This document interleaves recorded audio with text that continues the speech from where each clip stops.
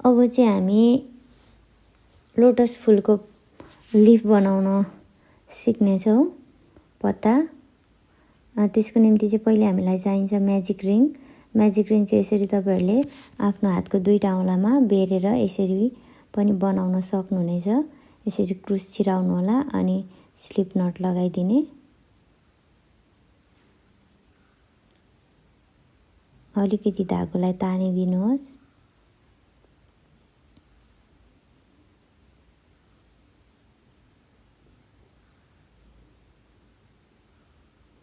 अब एउटा चेन तान्ने अनि डबल क्रोसे गर्दै जाने। एउटा, दुईटा, तीनवटा, चारवटा,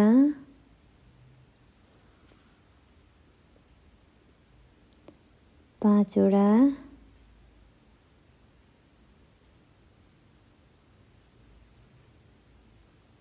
छवटा,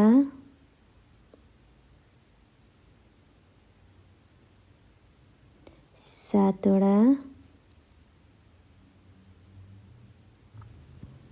आठवटा,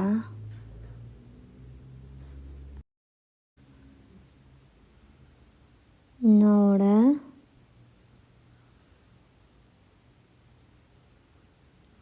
10वटा,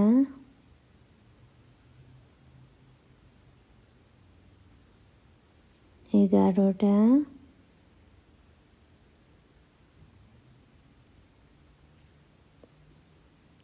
12वटा, 13वटा, 14वटा अनि यससँग 15वटा। टोटल 15वटा डबल क्रोसे अनि त्यसलाई कसिदिनु होला यसरी। अब अर्को स्टिचमा गएर हामीले यसरी स्लिप नट लगाउने छौं।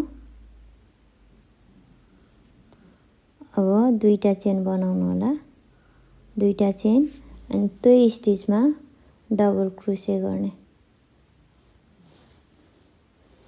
अब यो रो 2 चाहिँ हामीले प्रत्येक स्टिचमा चाहिँ डबल क्रोसे गर्दै जाने। दुईटा डबल क्रोसे, एउटा, दुईटा, फेरि अर्को स्टिचमा दुईटा, एउटा डबल क्रोसे, दुईटा डबल क्रोसे, फेरि अर्को स्टिचमा दुईटा डबल क्रोसे, एउटा, दुईटा डबल क्रोसे। यसरी नै प्रत्येक स्टिचमा दुईवटा डबल क्रोसे गर्दै जम्मा हामी 30वटा डबल क्रोसे बनाउने छौं। 15वटा इन्क्रिज गर्ने छौं। मैले टोटल 30वटा डबल क्रोसे बनाए। अब अर्को स्टिचमा गएर हामीले यसरी स्लिप नट लाउने, फेरि दुईटा चेन बनाउने अनि दुईटा चेन बनाइसकेपछि त्यो स्टिचमा हामीले इन्क्रिज गर्ने, दुईटा डबल क्रोसे बनाउने। पहिलो स्टिचमै दुईटा डबल क्रोसे बनाउने अनि अर्को स्टिचमा चाहिँ हामीले फ्रन्ट साइडबाट डबल क्रोसे गर्ने। एउटा फ्रन्ट साइडबाट यसरी छिराएर हामीले एउटा डबल क्रोसे गर्ने। फेरि अब अर्को स्टिचमा चाहिँ डबल क्रोसे गर्ने। 1 2,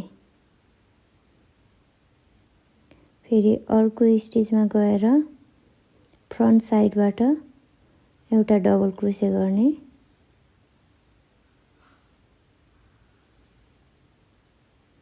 अर्को स्टिचमा फेरि डबल क्रोसे एउटै स्टिचमा दुईटा डबल क्रोसे गर्ने। फेरि यो राउन्ड 3 मा पनि हामीले हाम्रो अलरेडी राउन्ड 2 मा 30 वटा थियो भने अब चाहिँ हामीले 45 वटा बनाउने। यसमा पनि हामीले 15 वटा डबल क्रोसे चाहिँ इन्क्रिज गर्ने। यसरी नै प्रत्येक स्टिचमा एउटा स्टिचमा इन्क्रिज अनि अर्को स्टिचमा चाहिँ फ्रन्ट साइडबाट डबल क्रोसे गर्दै गर्दै हामी यो राउन्ड पनि पुरा गर्नेछौँ। टोटल हाम्रो चाहिँ यो राउन्ड 3 मा चाहिँ हाम्रो टोटल 15 बढाएर 45 वटा डबल क्रोसे हुनेछ। मैले चाहिँ बनाइसकेँ। जम्मा यहाँ 45 वटा डबल क्रोसे बनाएको छु। अब अर्को स्टिचमा गएर हामीले स्लिप नट लगाइदिने।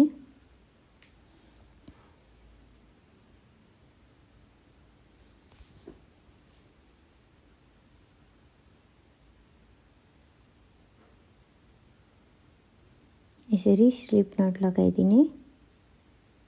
अब फेरि दुईटा चेन बनाउने। दुईटा चेन बनाइसकेर चाहिँ हामीले दुई स्टिचमा दुईटा डबल क्रोसे बनाउने।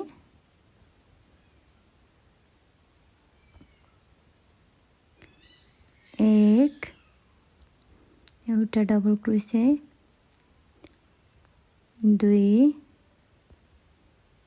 अनि अर्को स्टिचमा पनि फेरि हामीले एउटा डबल क्रोसे बनाउने।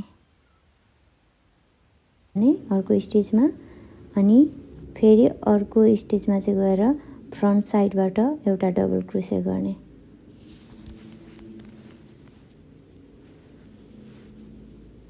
फेरि अर्को स्टिचमा गएर डबल क्रोसे गर्ने।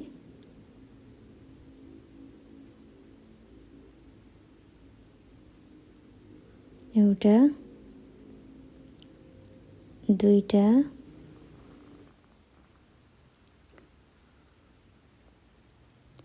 यससँग 3 वटा। अब अर्को स्टिचमा गएर यसरी फ्रन्ट साइडबाट डबल क्रोसे गर्ने। अर्को स्टिचमा गएर फेरि दुईटा डबल क्रोसे बनाउने। एउटा, दुईटा डबल क्रोसे अनि अर्को स्टिचमा एउटा डबल क्रोसे। अब फ्रन्ट साइडबाट अर्को चाहिँ यसरी क्रोस छिराएर एउटा डबल क्रोसे बनाउने। यसरी नै हामी प्रत्येक स्टिचमा बनाउँदै बनाउँदै यसरी पुरा गर्नेछौँ।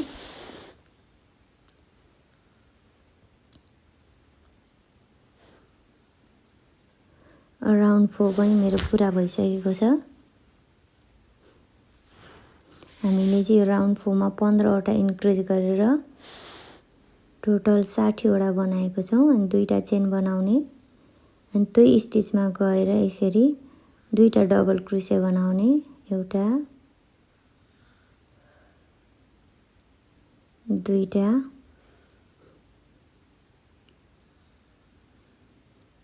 फेरि एउटा अर्को चेन डबल क्रोसे अनि अर्को एउटा। यो राउन्ड 5 मा चाहिँ हामी राउन्ड 5 मा आएको छौँ। एउटा स्टिचमा दुईटा, एउटै स्टिचमा चाहिँ दुईटा डबल क्रोसे यसरी बनाउने। 1, 2 अनि अर्को स्टिचमा गएर एउटा, 3, अर्को स्टिचमा गएर एउटा, 4 वटा डबल क्रोसे बनायौँ। त्यस पछाडि चाहिँ फ्रन्ट साइडबाट यसरी हुकलाई छिराएर एउटा डबल क्रोसे बनाउने। अब अर्को स्टिचमा फेरि पनि दुईटा डबल क्रोसे, एउटा, दुईटा अनि अर्को दुईटा स्टिचमा एउटा गरेर टोटल 4 वटा डबल क्रोसे बनाउने।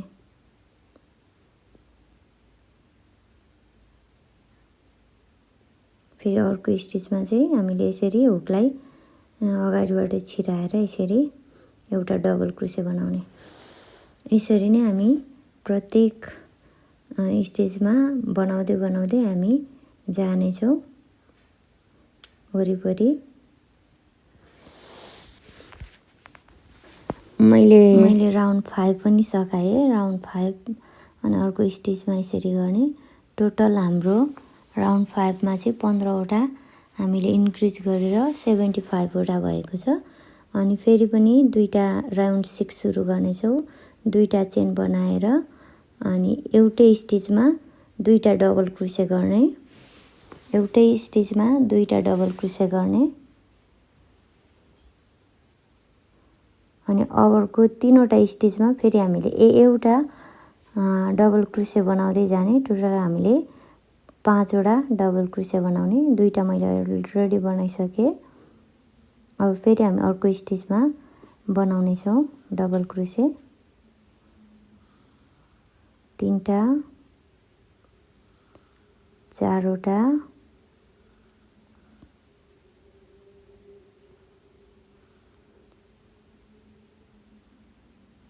5वटा।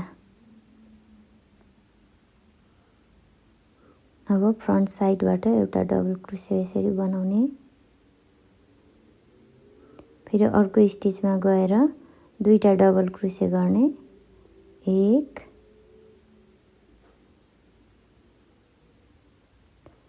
2 फेरि अर्को 3वटा स्टिचमा एउटा डबल क्रोसे गर्दै जाने।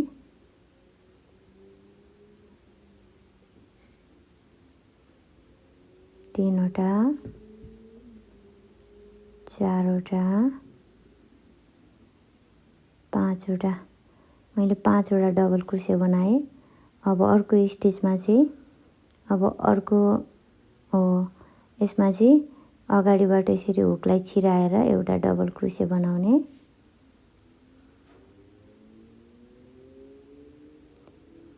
यसरी नै हामी गर्दै गर्दै जाने। अनि यो लास्टमा म आइपुगेको छु। फेरि दुईटा डबल क्रोसे गर्ने एउटै स्टिचमा। अर्को स्टिचमा एउटा 3वटा, अर्को स्टिचमा एउटा 4वटा, अर्को स्टिचमा एउटा 5वटा। अब चाहिँ हामी अर्को स्टिचमा चाहिँ हामी फ्रन्ट साइडबाट हुकलाई अगाडिबाट यसरी छिराएर एउटा डबल क्रोसे बनाउने छौँ। मैले राउन्ड 6 पनि सकाएँ।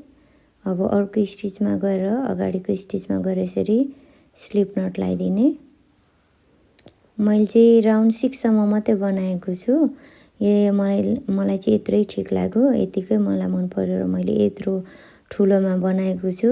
अनि यदि तपाईहरु यो भन्दा ठुलो बनाउन चाहनुहुन्छ भने तपाईहरुले अर्को राउन्डमा फेरि 15वटा बढाएर त्यसरी 15वटा बढाउँदै राउन्ड बढाउन सक्नुहुनेछ है।